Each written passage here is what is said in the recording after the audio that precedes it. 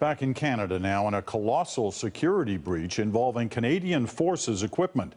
CBC News has learned that a number of shipping containers full of equipment used in Afghanistan were compromised and the entire contents of some containers stolen. Canada has, of course, been moving all its equipment back from Kandahar over the past several months, so this potentially involves a huge amount of military gear. Evan Solomon, the host of Power and Politics, broke this story on his program, and he's got more for us tonight. Evan. Peter, Canadian military equipment is being stolen from what the Department of National Defence believed were secure shipping containers.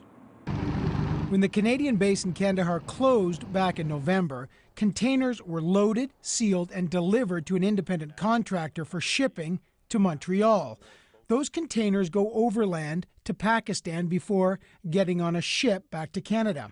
We contacted the private shipper AJ Maritime, who told us all NATO countries have a pilfering problem with their containers. No one knows where the pilfering is occurring. According to the shipper, there are 448 containers still in Afghanistan, 182 have come back to Canada, and another 40 are currently in transit. In a statement to us, the Department of National Defence said the Canadian Forces have had and continue to face missing but non-critical equipment in certain sea containers.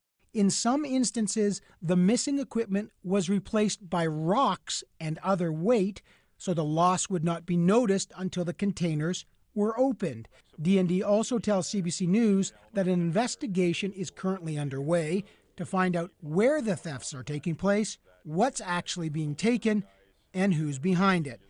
On Power and Politics today, the parliamentary secretary to the Minister of Defence gave more details. We don't know exactly. I can say that it's more than 10 that are now thought to have been breached, but only the final investigation will give us a final number. As the final number of tampered containers remains unknown, urgent security questions are being asked. The biggest security risk is what are they putting into the containers, and the possibility that they may put things into the containers that are going to detonate when they get to Canada.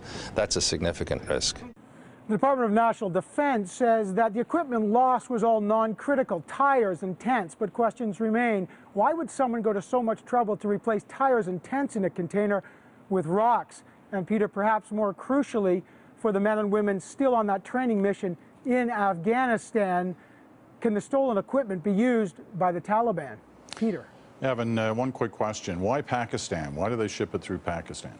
It's a good question. The critical equipment is actually shipped out by plane, ammunition, weapons, night vision goggles. Secure planes are flown out, but that's very expensive. The only really affordable way to get the rest of the equipment out is via Pakistan and then on container ship. But of course, Pakistan has notorious security questions.